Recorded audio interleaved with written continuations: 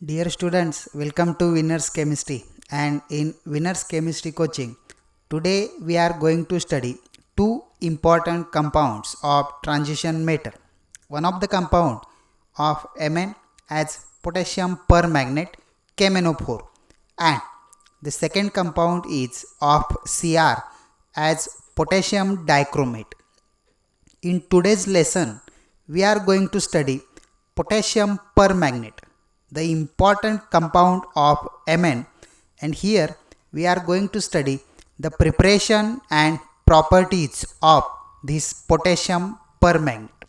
The structure of potassium permanganate can be given like this, and the appearance can be seen as in the form of pellets. So, in today's lesson, we are going to study the potassium permanganate, the important oxidizing agent. तर बघा, winners केमिस्ट्रीमध्ये आज आपणाला शिकायचं आहे transition elements जे आहेत त्यांचे दोन इम्पॉर्टंट कंपाऊंड.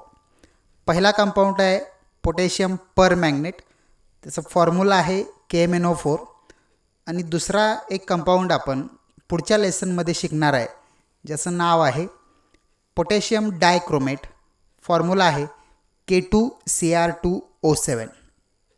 मग बघा, आज आपण पोटॅशियम परमॅंगनेट KMnO4ला स्टडी करूया. याच्यामध्ये आपण त्याचं प्रिपरेशन, प्रॉपर्टीज इतका पार्ट स्टडी करायचा आहे. प्रिपरेशन आणि प्रॉपर्टी बरोबरच आपण ह्या पोटॅशियम परमॅंगनेटचे युजेस देखील स्टडी करणार आहे. तर चला स्टार्ट करूया आपण potassium permanganate.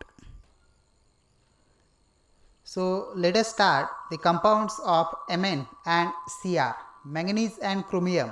These are the two transition elements whose compounds we are going to study. The compound of Mn is KMnO4 and that of Cr is K2Cr2O7. तर बघा, आज आपण फक्त Mnचा हा जो कंपाऊंड आहे KMnO4 त्याला स्टडी करायचं आहे. त्यामुळे त्याच्यासाठी आपण स्टार्ट करूया प्रिपरेशन ऑफ KMnO4. आपल्याला बघायचं आहे की हा KMnO4 कशा पद्धतीनं फॉर्म होत असतो आणि त्याचे प्रिपरेशनचे एकूण आपल्याकडे दोन मेथड्स आहेत. त्याच्यापैकी सगळ्यात पहिली जी मेथड आहे त्या मेथडला आपण म्हणतो chemical oxidation method. The first method for the preparation of KMnO4 is chemical oxidation method. In this method we treat manganese dioxide, finely divided manganese dioxide with fused mass of KOH. MnO2 हा जो substance आहे हा KOH बरोबर आपण react करायचा आणि त्या मिक्सरला अतिशय हाय टेम्परेचरला आपण हीट करायचं आणि त्याच्यासाठी बघा this MnO2 in finely divided powdered form it is treated with caustic soda. KOH हा जो फॉर्म्युला आहे हा कॉस्टिक सोडाचा आहे आणि ह्या टोटल मिक्सचरचा आपण ऑक्सिडेशन रिॲक्शन करणार आहे. As we are going to oxidise these two substances and hence the method is called as the chemical oxidation method. मग बघा, अर्थातच आपल्याला ऑक्सिडेशन करायचं आहे, मग आपल्याला गरज आहे ऑक्सिडायझिंग एजंटची, म्हणून आपण KClO3 हा जो सबस्टन्स आहे तो यूज करतो आहे ऑक्सिडायझिंग एजंट. तर बघा KOH ज्याला आपण कॉस्टिक सोडासुद्धा म्हणतो, पोटॅशियम हायड्रॉक्साईड, आणि सोबतच आपण ऑक्सिडायझिंग एजंट म्हणून यूज केलेला सबस्टन्स आहे KClO3 पोटॅशियम क्लोरेट. आपण ह्या KClO3चा वापर करून ऑक्सिडेशन रिॲक्शन करायचे. MnO2चं ऑक्सिडेशन होतं आणि फॉर्म होणारे सबस्टन्सेस आपल्याकडे आहे. बघा, सगळ्यात पहिल्यांदा एक सबस्टन्स फॉर्म होतो. सबस्टन्स आहे 3 मोल्स K2MnO4 हा सबस्टन्स आहे. तर K2MnO4चं नाव लक्षात ठेवा, हा पोटॅशियम मॅंगनेट हा सबस्टन्स आपल्याकडे आहे. K2MnO4 पोटॅशियम मॅंगनेट त्याचं नाव येतं. त्यानंतर दुसरा सबस्टन्स एक फॉर्म होतो, हा KCl आहे, आणि त्यानंतर हायड्रोजन्स जे आपल्याकडे आहेत एकूण 6 KOHमध्ये, ते 3 ऑक्सिजनबरोबर कंबाईन होऊन फॉर्म होत असतो वॉटर. त्यामुळे रिॲक्शनचे जे प्रोडक्ट्स आपल्याकडे आहेत ते बघा पोटॅशियम मॅंगनेट, KCl अँड वॉटर. या पद्धतीनं ही रिॲक्शन बॅलन्स होते आणि आपल्याला बघायला मिळतं बघा MnO2 when treated with caustic soda and in presence of oxidizing agent as KClO3, there is formation of dark green colored potassium manganate is formed. This K2MnO4 is called as the potassium manganate. तर ही जी method of preparation आहे, ह्या method of प्रिपरेशनला आपण chemical oxidation method असं म्हणतो. आणि या मेथडमध्ये MnO2चा oxidation झालेलं आहे. Mnचे ऑक्सिडेशन स्टेट +4 पासून +6 पर्यंत इन्क्रीज झालेले आहे. मग आता सेकंड स्टेपमध्ये आपल्याला काय करायचं आहे बघा. ह्या K2MnO4चं कन्वर्जन जे आहे हे आपल्याला KMnO4 मध्ये करायचं. आणि ही जी मेथड आपल्याकडे आहे ही आपल्याला दोन वेगवेगळ्या रिॲक्शन कंडिशनमध्ये परफॉर्म करता येते. ज्यापैकी पहिली कंडिशन आपल्याकडे आहे न्यूट्रल मीडियम आणि दुसरी कंडिशन आपण ॲसिडिक कंडिशन वापरू शकतो. तर ह्या दोन वेगवेगळ्या कंडिशन्समध्ये आपल्याला असं बघायला मिळतं बघा. इन न्यूट्रल और ॲसिडिक मीडियम और condition this potassium manganate which is formed in the above step, it undergoes disproportionation reaction to form KMnO4 and MnO2. तर बघा या ठिकाणी आपल्याला डिस्प्रपोर्शनेशन रिॲक्शन हा एक वेगळा कन्सेप्ट इंट्रोड्यूस झालेला बघायला मिळतो. आणि आता आपण बघणार आहे की हे डिस्प्रपोर्शनेशन काय असतं ते. पण आधी ही गोष्ट लक्षात घ्या that potassium manganate formed in the first step that undergoes disproportionation in either neutral or acidic medium for the formation of KMnO4 and MnO2. तर आधी आपण न्यूट्रल आणखीन ॲसिडिक मीडियममधली रिॲक्शन बघूया आणि त्यानंतर मग मी एक्सप्लेन करतो व्हॉट इज डिस्प्रपोर्शनेशन रिॲक्शन. तर बघा आपल्याकडे रिॲक्शन अशी आहे. दिस K2MnO4 in presence of carbon dioxide and in neutral medium as water.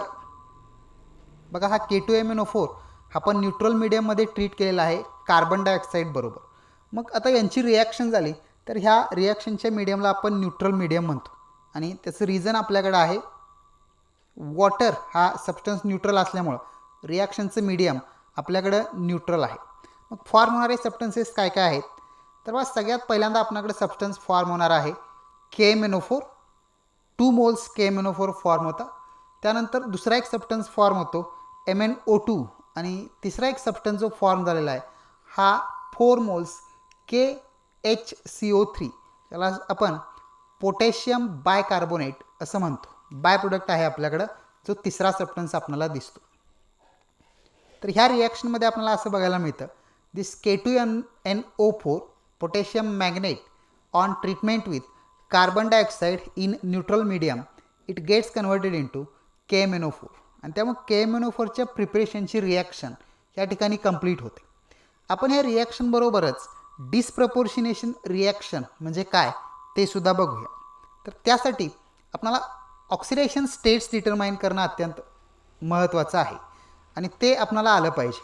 कारण ऑक्सिडेशन स्टेटशिवाय आपण डिस्प्रपोर्शनेशन रिॲक्शन या ठिकाणी आयडेंटिफाय करू शकत नाही.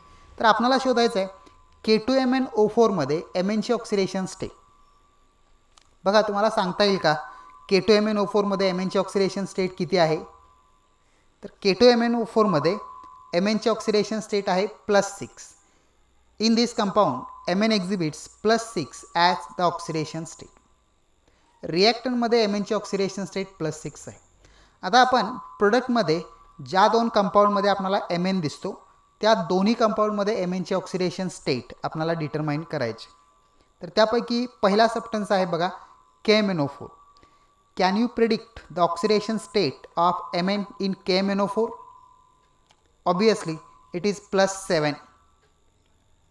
Also, we have to determine the oxidation state of Mn in MnO2. MnO2 मध्ये Mnची ऑक्सिडेशन स्टेट सांगा बघू +4.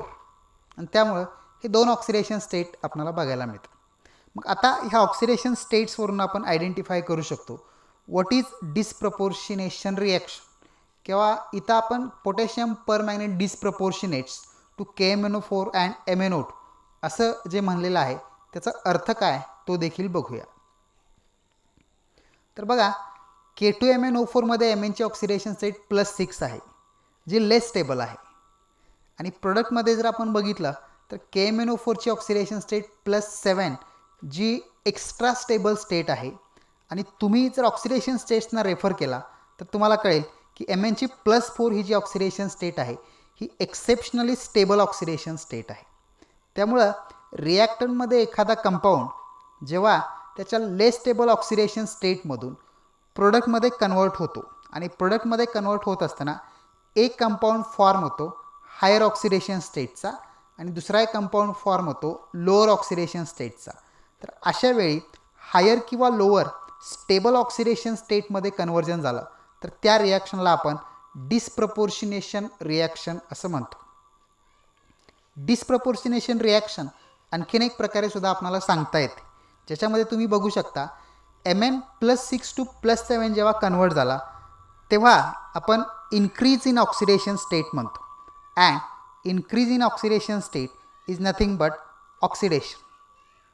At the same time oxidation state of Mn changes from +6 to +4 reduction आणि त्यामुळं त्याच रिॲक्शनमध्ये दुसरा एक कंपाऊंडच्या फॉर्मेशनमध्ये त्याचं रिडक्शन झालं आणि त्यामुळे अशी रिॲक्शन बघा ज्यामध्ये एखादं इलिमेंट एकाच रिॲक्शनमध्ये ऑक्सिडाईज पण होतं आणि रिडक्शन पण त्याचं होतं, तेव्हा त्या रिॲक्शनला देखील आपण डिस्प्रपोर्शनेशन रिॲक्शन असं म्हणतो. मग ह्या डिस्प्रपोर्शनेशन रिॲक्शनचं रिझल्ट म्हणून आपल्याला KMnO4 फॉर्म झालेलं बघता येतं. जसं न्यूट्रल मीडियममध्ये ही रिॲक्शन आपल्याला डिस्प्रपोर्शनेशन रिॲक्शन दिसते, अगदी तसंच ॲसिडिक मीडियममध्ये सुद्धा आपण डिस्प्रपोर्शनेशन रिॲक्शन स्टडी करायची आहे. तर बघा ती देखील आपण रिॲक्शन बघूया लगेचच. In acidic medium also this MnO4 reacts with 4H+. इथं बघा H+ आयन्स दे इंडिकेट्स ॲसिडिक कंडिशन. आणखी आपल्याला फॉर्म होणारे प्रोडक्ट्स या पद्धतीनं आहेत. तर बघा सगळ्यात पहिल्यांदा एक प्रोडक्ट फॉर्म होतं आपल्याकडं MnO4-, त्याचबरोबर दुसरा एक सबस्टन्स फॉर्म झालेला आहे MnO2 आणि त्याचबरोबर 4 हायड्रोजनचं कन्वर्जन झालेलं आहे वॉटरमध्ये. मग आता जर आपण ह्या रिॲक्शनला केअरफुली बघितलं तर ह्या रिॲक्शनमध्ये आपल्याला लक्षात येतं पुन्हा Mnची ऑक्सिडेशन स्टेट. तर बघा रिॲक्टंटमध्ये MnO4 मध्ये Mnची ऑक्सिडेशन स्टेट आहे +6. MnO4 मध्ये तुम्हाला सांगता येईल ऑक्सिडेशन स्टेट +7 आणि अर्थातच MnO2 मध्ये देखील तुम्हाला माहीत आहे +4. मग इथं सुद्धा जसं आपण बघितलेलं आहे की डिस्प्रपोर्शनेशन रिॲक्शन आपल्याकडे आहे, त्याच पद्धतीनं आपल्याला लोअर आणि हायर ऑक्सिडेशन स्टेटमध्ये कन्वर्जन झालेलं बघायला मिळतं. आणि म्हणून बघा in acidic condition also this potassium magnet undergoes disproportionation reaction. ह्या रिॲक्शनमध्ये सुद्धा MnO4 कन्वर्जन MnO4 मध्ये झालेलं आहे. या ठिकाणी जो KMnO4 फॉर्म झालेला आहे त्याचं आपल्याला प्युरिफिकेशन करणं सुद्धा गरजेचं आहे. दिस KMnO4 is obtained in the liquid and in that liquid this MnO4- or KMnO4 is first filtered. आपण त्या KMnO4ला तिथून फिल्टर करून घ्यायचं.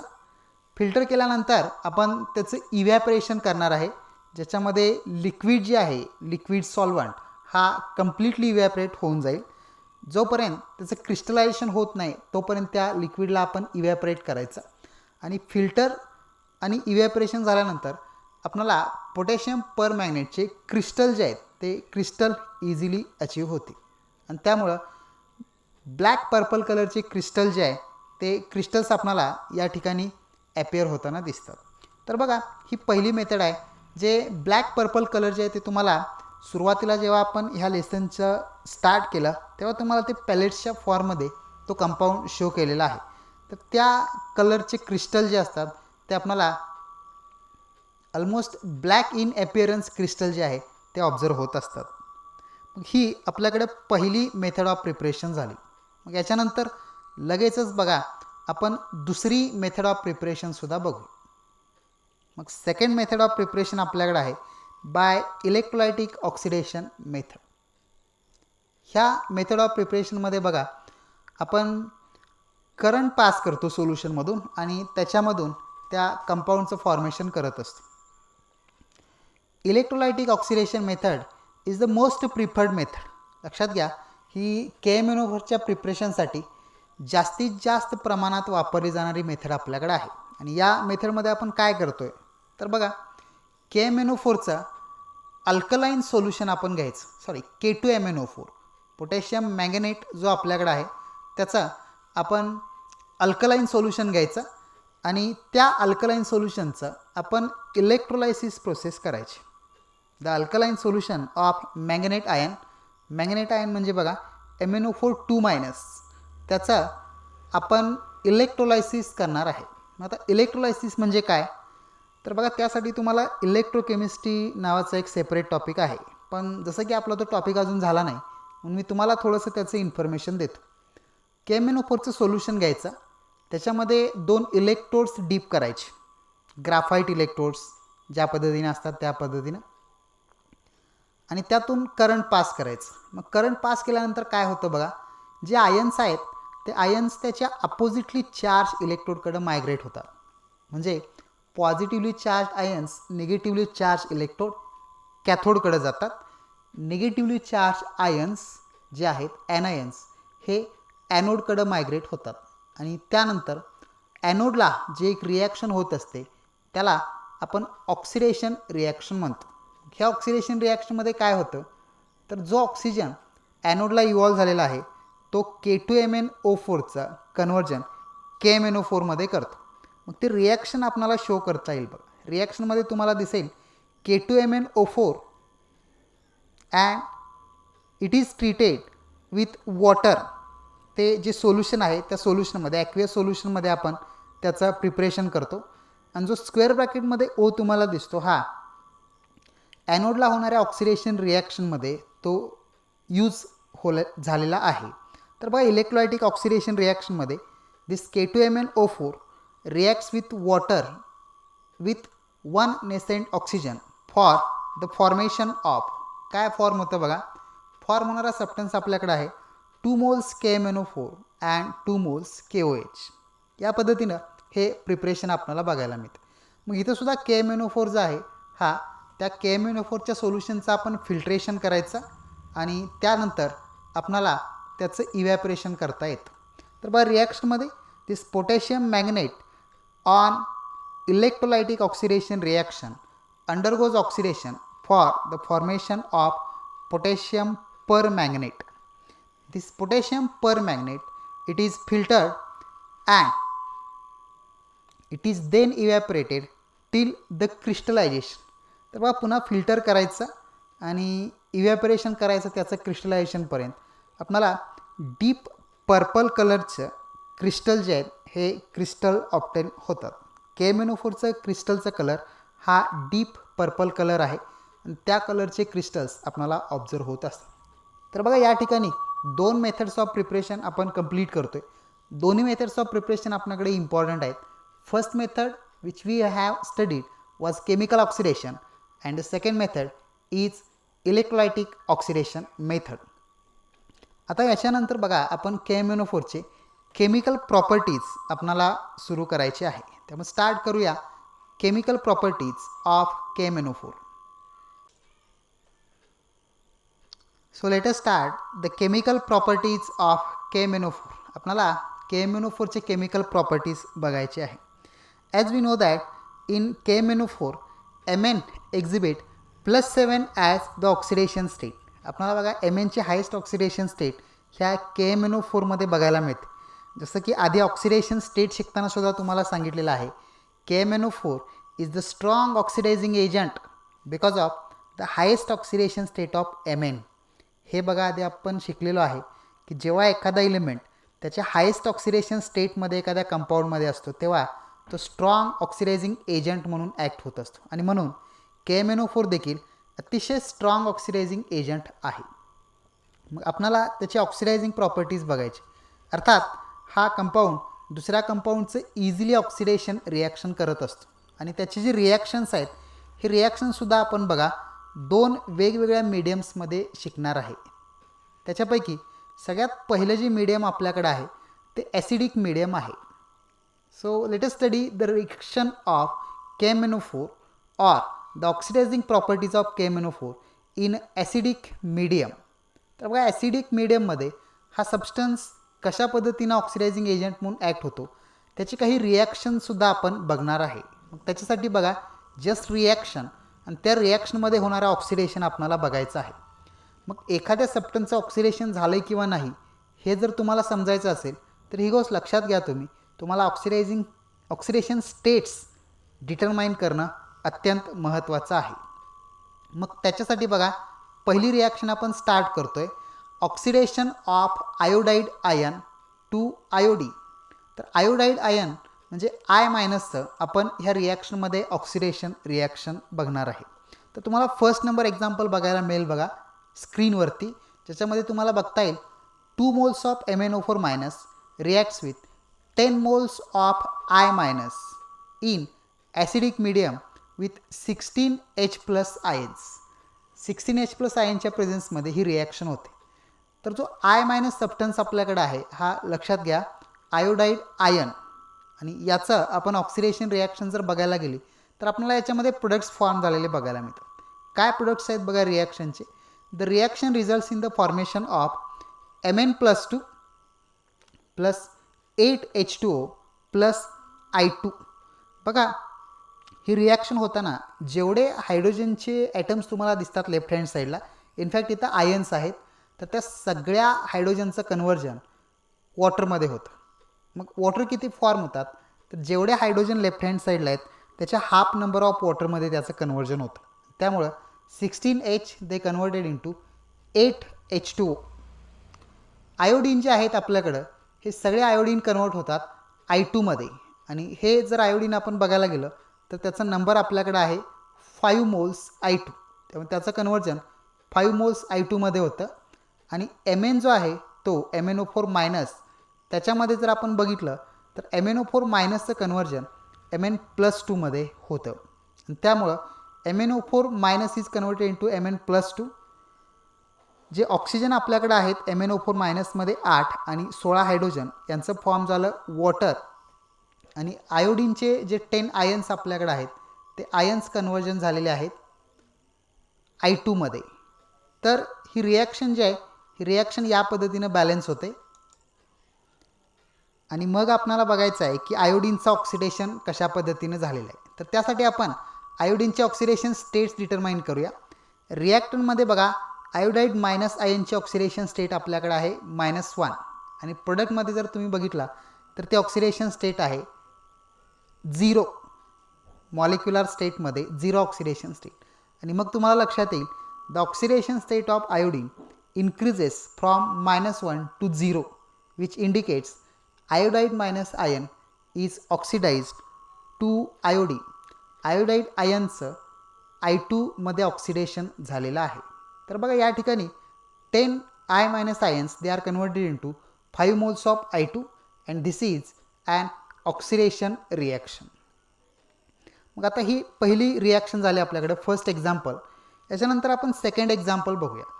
Second example is the oxidation of iron 2+ to iron 3+. आपल्याला या ठिकाणी आयर्न +2 स्टेटमध्ये जो आहे फेरस, त्या फेरसचं कन्वर्जन फेरिकमध्ये झालेलं रिॲक्शन स्टडी करायचे. त्याच्यासाठी बघा we have MnO4 minus plus 5 moles of Fe2+ reacts with 8 moles of H+. आणि ह्या रिॲक्शनमध्ये जर आपण बघितलं तर बघा आपल्याला प्रोडक्ट्स या पद्धतीनं फॉर्म झालेले बघायला मिळतात. तर सगळ्यात पहिला प्रोडक्ट आपल्याकडे फॉर्म होतो Fe+2 is converted into Fe+3. आयनचं कन्वर्जन In+3मध्ये होतं.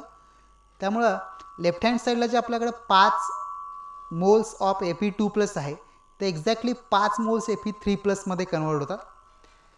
MnO4 मायनसमधलं Mnचं कन्वर्जन होतं Mn+2, आणि अर्थातच तुम्हाला सांगितल्या पद्धतीनं हायड्रोजन ॲटम्स ॲसिडिक कंडिशनसाठी आपल्याकडे 8 आहेत, म्हणून त्याचं कन्वर्जन होत असतं 4 moles H2O मध्ये.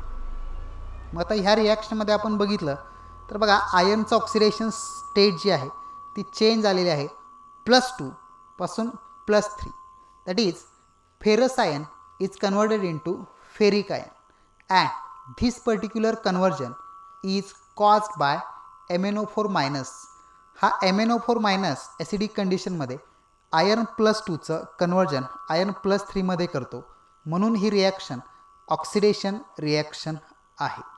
तर बघा हे दोन्ही रिॲक्शन्स KMnO4चे ॲसिडिक कंडिशनमधल्या ऑक्सिडायझिंग प्रॉपर्टीज एक्झिबिट करतात. ॲसिडिक कंडिशनमध्येच आणखी 2 एक्झाम्पल जे आहेत ते आपण स्टडी करणार आहे, त्यांना देखील आपण स्टडी करूया. Now let us have the third example. The third example is the oxidation of sulfide ion. आपण या ठिकाणी बघा सल्फाईड आयनचं ऑक्सिडेशन रिॲक्शन बघणार आहे.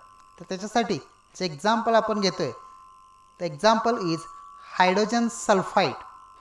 Hydrogen sulphide dissociates for the formation of 2H+ ions and S2-. तर बघा hydrogen सल्फाईडचं dissociation झालं तर 2H+ आयन आणि सल्फाईडचा 1 आयनचं फॉर्मेशन होत असतं. मग या ठिकाणी आपण जो सल्फाईड आयन आहे S2-, त्याचं ऑक्सिडेशनची रिॲक्शन आपल्याला या ठिकाणी शिकायचं आहे. आणि ते ऑक्सिडेशन कॉज करणारा जो ऑक्सिडायझिंग एजंट आहे obviously it is KMnO4 or MnO4-. So let us have the reaction. 2 moles of MnO4- reacts with 5 moles of S2- and the reaction again occurs in acidic condition in presence of 16H+ ions. तर बघा 16H+ आयनच्या प्रेझेन्समध्ये ही reaction होते आणि आपणाला बघायला मिळणारे जे सबस्टन्स आहेत प्रोडक्ट्स ते आपण आता स्टडी करायचे आहे.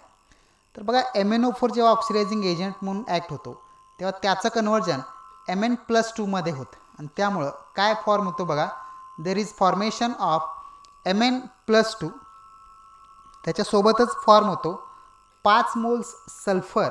आणखीन जसं की रिॲक्टंट साईडला आपणाला नंबर ऑफ हायड्रोजन आयटम आहेत 16 आणि त्यामध्ये 16 हायड्रोजन आयटम 2 मोल MnO4- मधल्या 8 ऑक्सिजनबरोबर कंबाईन होऊन फॉर्म करतात 8 H2O मॉलिक्युल्स. ही जर रिॲक्शन तुम्ही बघितला तर रिॲक्शनमध्ये तुम्हाला लक्षात येईल सल्फरची ऑक्सिडेशन स्टेट जी आहे ती चेंज झालेली आहे -2 पासून 0 and hence as the oxidation state of sulphur increases from -2 to 0 it is said to be oxidized. आणि म्हणून त्याचं ऑक्सिडेशन जे झालेलं आहे हे MnO4- त्याचं ऑक्सिडेशन रिॲक्शन केलेली आहे. त्यामुळे ही जी रिॲक्शन आहे ही रिॲक्शन बघा again the oxidation of hydrogen sulphide or we may say that the oxidation of sulphide ion. तर हे आपल्याकडं 3rd नंबर एक्झाम्पल आहे ॲसिडिक कंडिशनमध्ये. आपण आणखी एक लास्ट एक्झाम्पल बघणार आहे 4th number oxidation of oxalic acid. तर ह्या रिॲक्शनमध्ये बघा जो 5 मोल्स H2C2O4 हा जो सबस्टन्स तुम्हाला दिसतो हा आपल्याकडं ऑक्झॅलिक ॲसिड नावाचा ऑर्गॅनिक सबस्टन्स आहे. When this organic compound oxalic acid is subjected to oxidation reaction it is oxidise to. बघा याचं देखील ऑक्सिडेशन रिॲक्शन होते जसं की तुम्ही आधीच्या देखील सगळ्या रिॲक्शन्समध्ये बघितलं आहे MnO4- कन्वर्जन होतं Mn+2. जेवढे काही कार्बन आपल्याकडे आहेत all this carbon items they are converted into carbon dioxide. त्यामुळे फॉर्म होणारा सबस्टन्स बघा 10 मोल्स CO2 आहे आणि सोबतच नंबर ऑफ हायड्रोजन जर तुम्ही लेफ्ट हँड साईडला काउंट केले तर बघा ते पुन्हा 5 × 2 10 + 6 = 16. त्यामुळे 16 hydrogen atoms they are again quantitatively converted into 8 H2O. त्यामुळे त्यांचं कन्वर्जन 8 H2O मॉलिक्युल्समध्ये झालेलं आपणाला बघायला मिळतं. मग ही जी रिॲक्शन आपल्याकडे आहे ह्या रिॲक्शनमध्ये आपणाला कोणाचं ऑक्सिडेशन झालेलं आहे ते सुद्धा बघायचं आहे.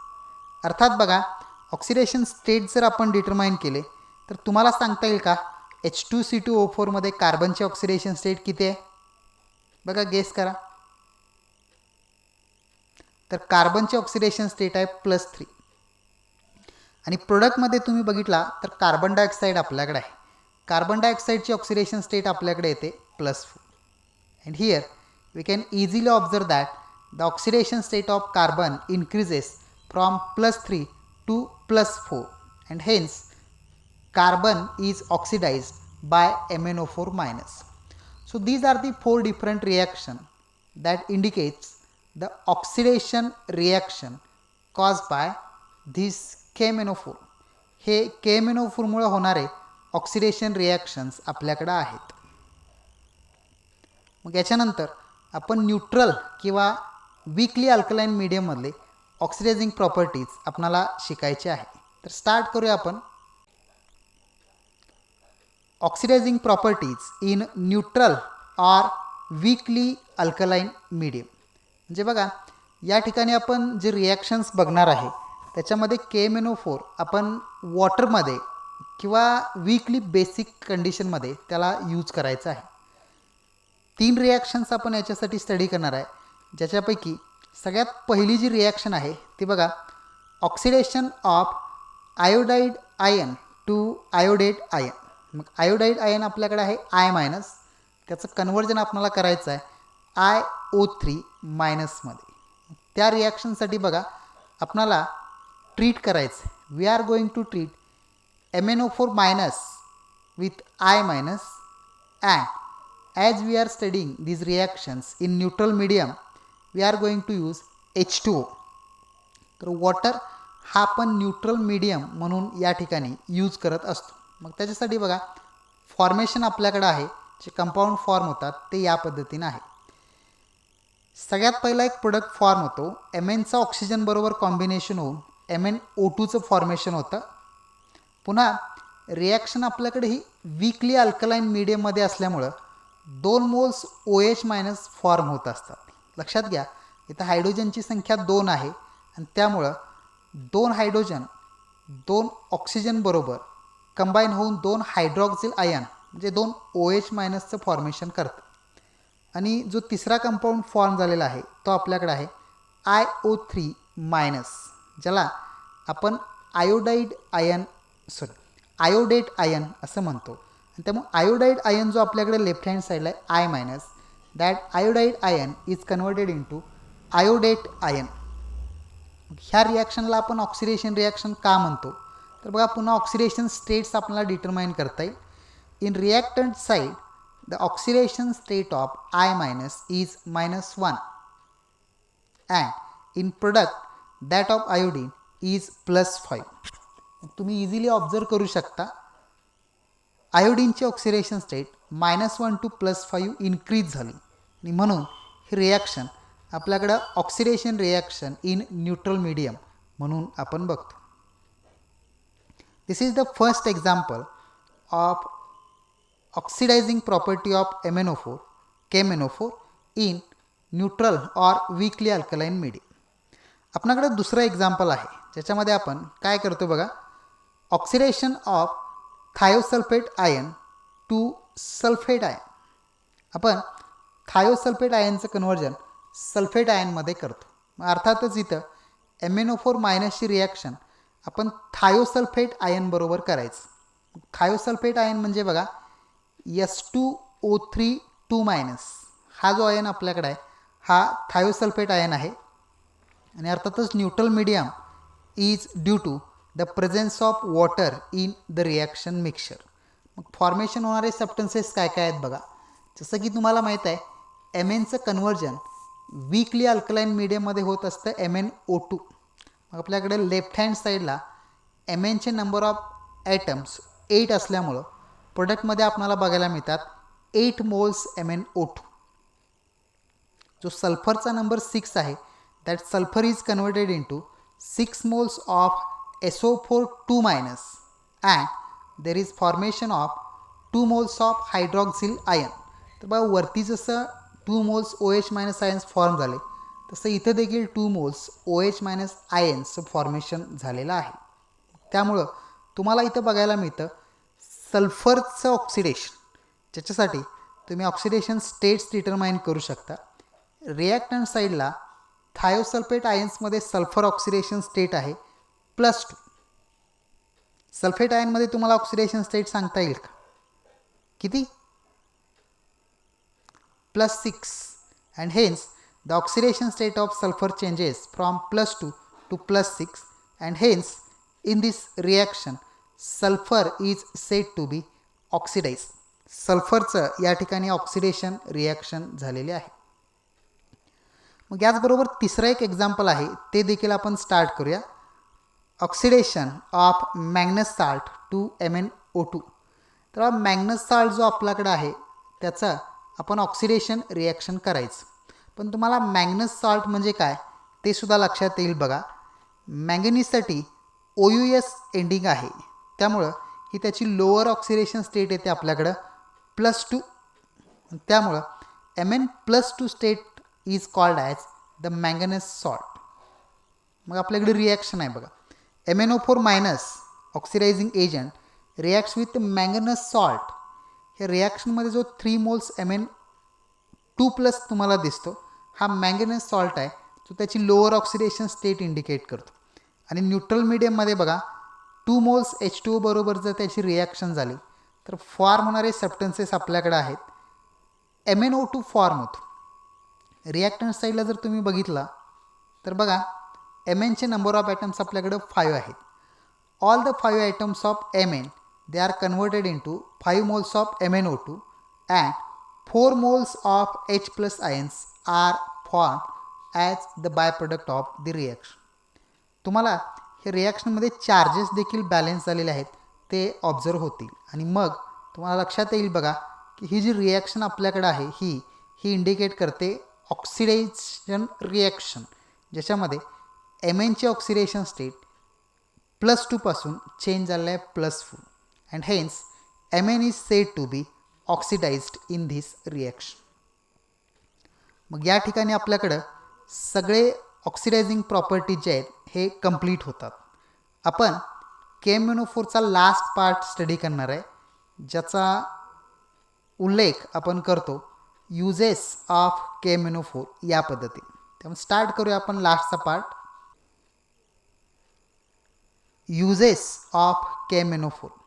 तर बघा एकूण 5 युजेस आपण स्टडी करणार आहे. अतिशय सिम्पल आहेत, ते आपण स्टार्ट करूया.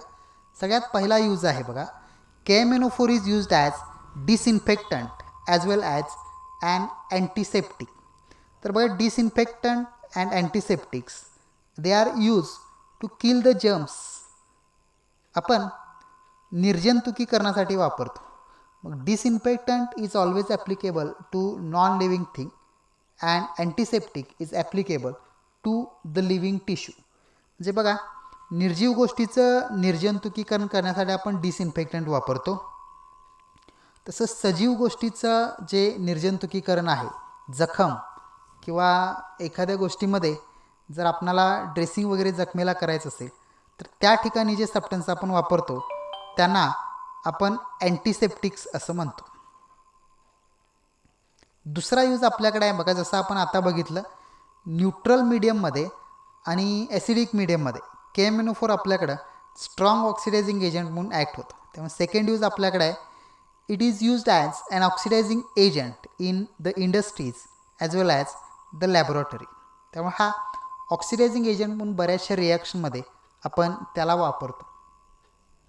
तिसरा यूज आपल्याकडे आहे जो तुम्हाला 11वीमध्ये झालेला आहे बघा, अल्किन्स टॉपिकमध्ये.